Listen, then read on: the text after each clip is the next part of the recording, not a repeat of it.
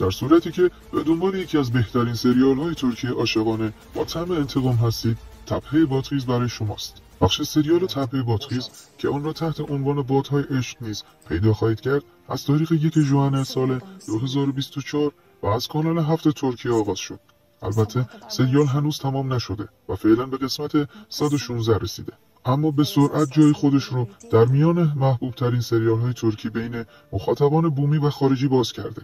شاید ترکیب بازیگران جذابی که با اجرای خوب خود این کاراکترها را زنده کردن، با داستانی تکراری اما پرطرفدار، دلیل اصلی این محبوبیت باشد و بتواند شما را راضی نگه دارد. داستان با زینب آغاز می شود، دختر ثروتمندترین خانواده در شهر، یعنی اصلانی، که همه او را به خاطر زیرکی، محبوب بودن و دل پاکش دوست دارند و از نظر رفتار الگوی تمام دختران شهر است. اما زینب طاقت دیدن رنج‌های خانواده‌اش را ندارد و بدون پدر یا برادری که به آنها تکیه کند، بار زیادی بر دوشش افتاده است.